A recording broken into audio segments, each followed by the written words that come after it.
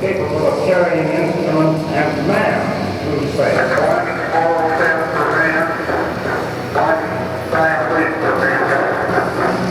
Long-range studies of the benefits of using aeronautical and space activities for peaceful and scientific purposes. 5, 4, 3, 2, 1, and liftoff. And a new era of American space exploration.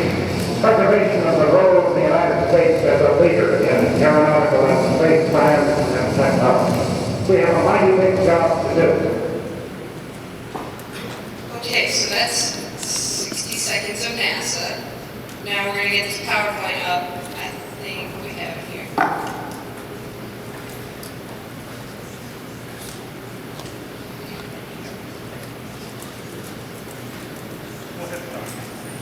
Okay, well, we'll get it up in a second. So are all of you guys in high school? No? How many are middle school? Okay, decent amount. Everybody else is in high school? Nobody in college yet? We got a couple in college? Alright, well, I am a senior at the University of Akron, which is about an hour south of here for those of you not from Cleveland. I am a Pathways intern at the NASA Glenn Research Center, which if you didn't know, there's a NASA center like right outside of where we are here, right around the other side of the airport. So how many of you knew that there was a NASA in Cleveland? That's a good number. More than half. Better than yesterday's crowd. Nobody knew yesterday. So here's the PowerPoint we have. So start with an overview of NASA, and mostly Glenn, because that's where I work. What I do at NASA, and how you can get a job at NASA. So, anybody have a guess at how many NASA centers there are across the country? 10, yes, there are 10. We have NASA Glenn in Cleveland right here, and NASA Glenn also has Plum Brook Station, which is out at Sandusky by Cedar Point, if any of you have been out there. So at NASA Glenn, we have about 3,000 employees. There's half civil servants, half contractors. So that means half work for the government and half work for other companies that we hire to work for NASA. And then out at Plum Brook, we have only about 100 people. We just have some big test facilities out there. If you guys have seen the Avengers movie, the big vacuum chamber out there was like the first 6 minutes of the Avengers movie. So I always brag about that. It's the biggest vacuum chamber in the world. It's out at Plum Brook Station. So at Glenn, we have 6 core competencies, which just means what we work on mainly. Air breathing propulsion, in-space fluids management, meaning like rocket fuel. Biomedical technologies, astronaut exercises, communications, so space communications, how we talk to the astronauts, power, energy, and storage, which is where I work, and materials and structures development. So my career at NASA, like I said, I'm getting my bachelor's in electrical engineering at the University of Akron. I will graduate in May of 2020. I graduated from Berea High School, so anybody from Cleveland, I'm from Cleveland also. I started internships at NASA my junior year of high school. I was a rising junior in the summer. They had a high school internship program, and I was lucky enough to get in. And I stayed there. I did 2 rotations, 2 summers with that, and then I got a Pathways internship with.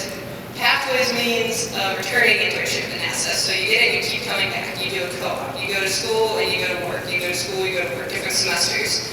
And then when you graduate, you can work there full time. So I'll tell you how to get those at the end of this presentation. Not too far. So one of the first projects I worked on there is a CubeSat satellite.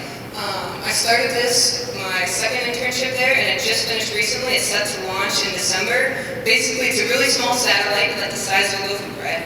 And we were trying to show that we could handle 100 watts of power in a little tiny space, because power in little spaces doesn't work out so well.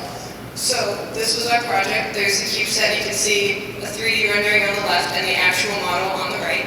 And it's set to launch. These are some of the boards that are inside it. So I'm electrical, so I do all the guts of the satellite, all the power electronics. So these are some of the boards that I worked on and did layout for. Layout means placing parts and running lines between parts so they all connect and work out correctly. One of the other projects I worked on as an early intern was called a power processing unit. It's also for satellites. So basically, when you're in space, you have the solar arrays on a satellite, you have to take in energy, and it has to be processed. It can't just go right to the thruster. So you take in the energy, the power processing unit processes the energy, and converts it so that the Hall effect thruster, which is something we're working on at Glenn, can use it. It's an ion thruster. It's new. It kind of looks like the Star Wars thrusters, you know, with the glow around it. And that's something that we're working on right outside the gate here. Here's some pictures of testing that module. I'm in the bright blue shirt down in the bottom corner. They took that picture. It was like my first week of that second internship. They're like, we have picture day. You have to come take pictures. So might get thrown into a picture. Never know if you're there.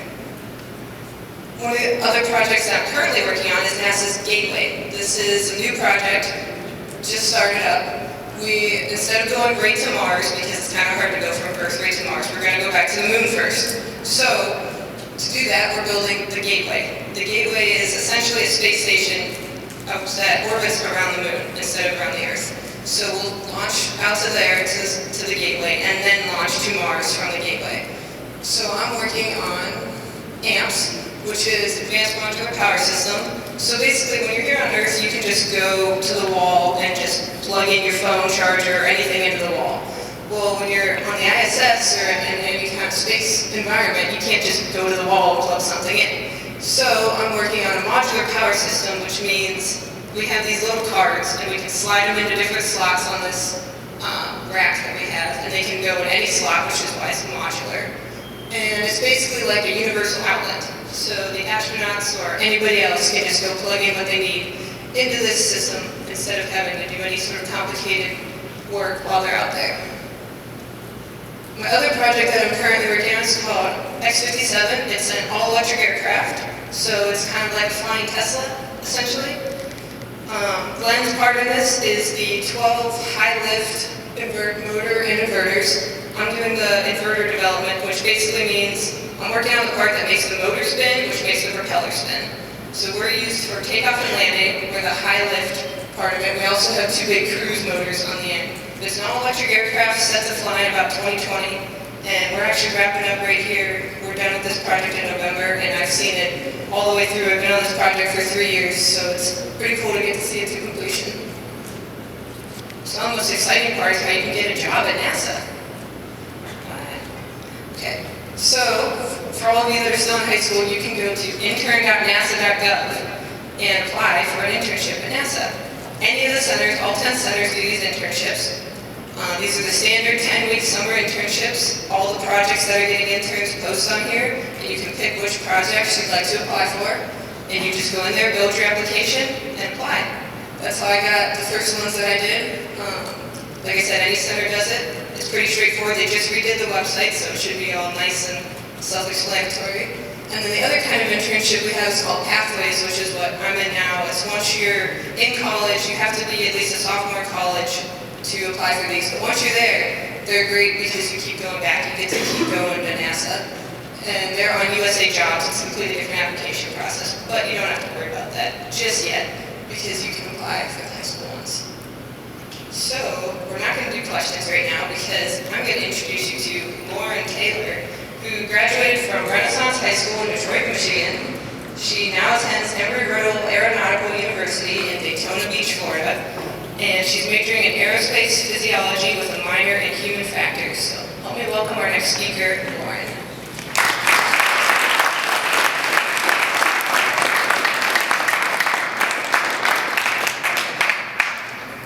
Hello everyone. So she just introduced me. So I'm here to just tell you a little bit of my story, how I got to where I am, some of the things I did in middle school and high school to get here.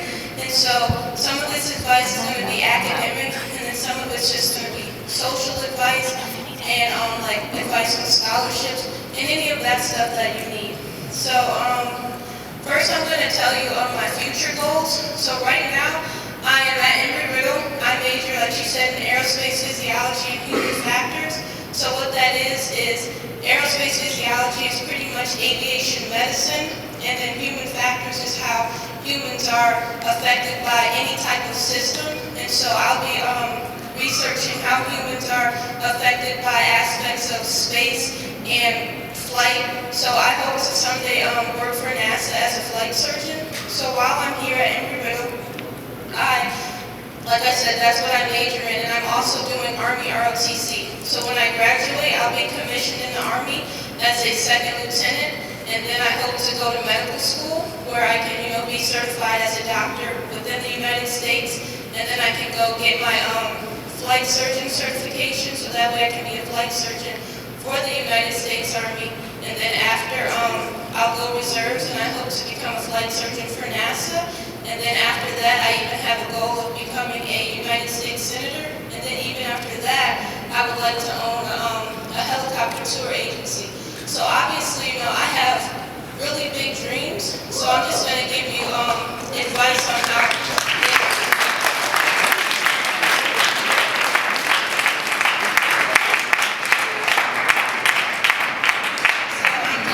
All advice on how you all can accomplish those big dreams.